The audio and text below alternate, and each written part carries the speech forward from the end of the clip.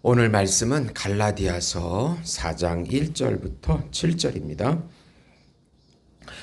내가 또 말하노니 유업을 이을 자가 모든 것의 주인이나 어렸을 동안에는 종과 다름이 없어서 그 아버지가 정한 때까지 후견인과 청지기 아래 있나니 이와 같이 우리도 어렸을 때에 이 세상의 초등 학문 아래에 있어서 종노릇 하였더니 때가 참에 하나님이 그 아들을 보내사 여자에게서 나게 하시고 율법 아래 나게 하신 것은 율법 아래 있는 자들을 속량하시고 우리로 아들의 명분을 얻게 하려 하심이라.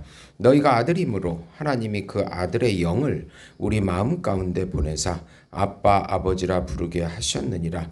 그러므로 내가 이후로는 종이 아니요 아들이니 아들임은 하나님으로 말미암아 유업을 받을 자니라. 아멘. 네.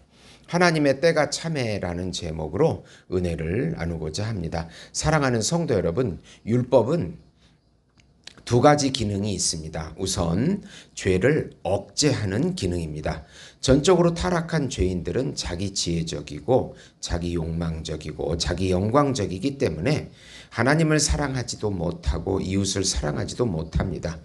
그래서 하나님께서는 불신자들에게는 양심의 법을 통해서 그 이기적인 탐심을 억제하게끔 하셨고, 또 하나님의 택한 백성 이스라엘 백성에게는 율법을 주어서 죄를 억제하게 하신 것입니다.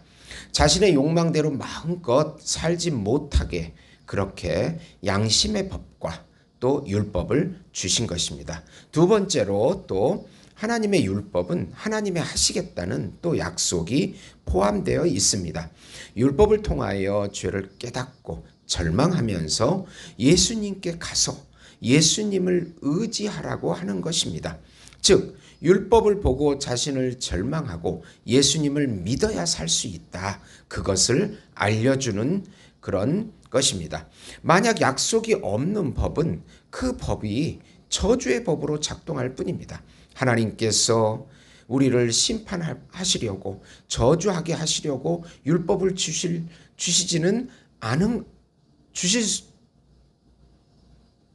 율법을 주신 것이 아니라는 것을 꼭 기억해야 합니다. 그 율법 속에 하나님의 약속이 있다는 것입니다.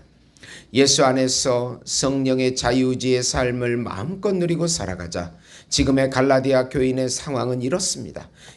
이방인으로 죄를 마음껏 짓고 우상 숭배하다가 예수님을 믿고 성령을 받고 기뻐하고 있는 상황이었습니다.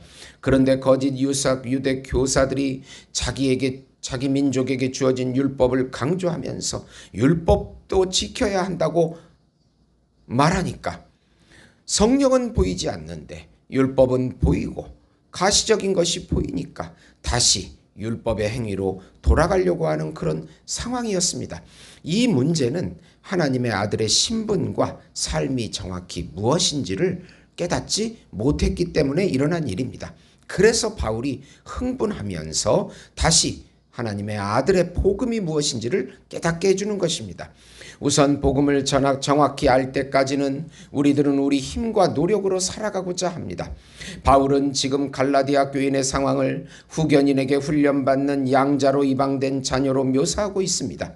양자로 입양된 노예는 성인이 될 때까지 후견인에게 혹독하게 훈련을 받습니다. 1절에서 3절입니다. 그는 유업을 입은 자녀이고 모든 것의 주인이지만 어렸을 동안에는 종과 똑같이 훈련을 받습니다. 즉 주인이 정한 때까지 청지기요 후견인에게 엄한 교육을 받습니다. 그렇게 갈라디아 교인도 세상 우상과 세상에 빠져 지내다가 바울의 복음을 듣고 회심하게 되었습니다. 그리고 양자의 신분을 얻게 되었습니다. 그런데 그 신분의 의미를 정확히 이해하지 못했기 때문에 다시 이제 율법을 강조하니까 자기 힘으로 율법을 지켜야 하는 것처럼 그렇게 된 것입니다. 그러면 율법이 하라고 하고 하지 말라고 하는 율법을 지켜보려고 노력하면 노력할수록 좌절하고 낭망합니다. 지킬 수가 없기 때문입니다. 그래서 바울은 세상의 초등학문 아래에 있다고 그렇게 묘사하고 있습니다. 전적으로 타락한 죄인이 하나님의 율법을 지키지 못하기 때문입니다. 절대로 우리 힘과 노력으로는 하나님의 기준에 도달할 수가 없습니다. 우리가 신앙생활을 하면서 우리의 힘과 노력으로 해보려고 하면 할수록 허무하고 지치는 것을 볼 수가 있습니다. 죄의 노예 의지로 끌려가는 자신을 보게 됩니다. 바울도 그래서 구원받은 후에 오라 나는 곤고한 자로다 고백합니다. 우리 힘으로는 도저히 하나님의 법을 성취할 수가 없기 때문입니다. 자신은 하나님의 뜻을 성취하려고 하지만 오히려 자꾸 죄에게 끌려가는 상태를 그렇게 묘사하고 있습니다. 갈라디아 교인이 다시 이런 상태로 돌아가려고 하는 그 유혹에 빠진 것입니다.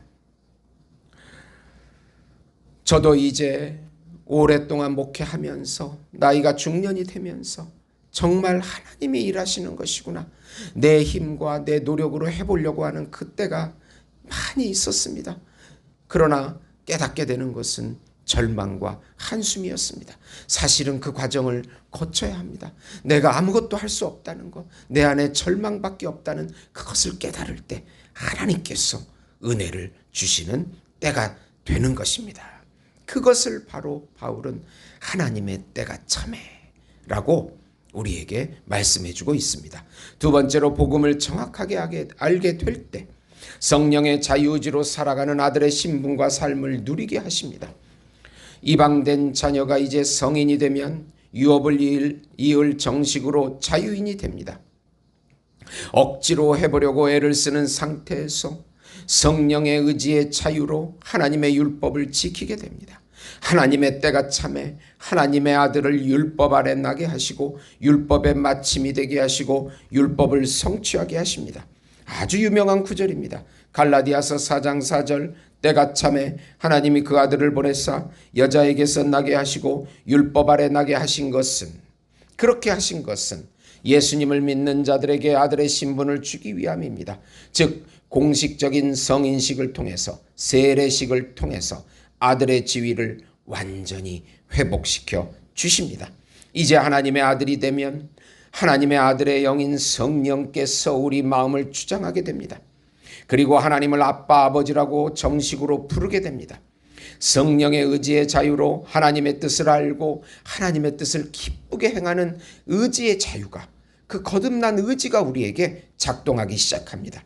이제는 더 이상 죄의 종이 아니고 하나님의 아들의 신분과 삶을 누리게 해주십니다. 우리 힘으로 하는 것이 아니기 때문에 성령께 순종할 때 성령께서 거듭난 이성과 거듭난 의지로 우리 삶을 끌고 가는 것입니다.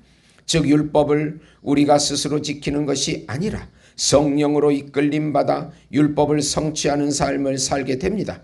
하나님을 사랑하고 이웃을 사랑하는 삶, 이제 그 하나님의 거룩한 율법이 우리 안에 성취되어지기 시작합니다. 내 힘과 공로가 아니고 예수님을 의지함으로 하나님의 기쁘신 뜻을 성취하는 삶을 살게 되어지는 것입니다. 이런 영적인 상태는 내 자존심과 고집을 다 내려놓아야 합니다. 내가 해보려는 그 마음조차도 내려놓고 전적으로 성령님께 의지할 때 성령의 9가지 열매가 나오기 시작하는 것입니다. 로마서 8장 1절 2절 보시면 그러므로 이제 그리스도 예수 안에 있는 자에게는 결코 정죄함이 없나니 이는 그리스도 예수 안에 있는 생명의 성령의 법이 죄와 사망의 법에서 너를 해방하였습니다. 또 13, 14절 보시면 너희가 육신대로 살면 반드시 죽을 것이로되 영으로서 몸의 행실을 죽이면 살리니 무릇 하나님의 영으로 인도함 받는 사람은 곧 하나님의 아들이라.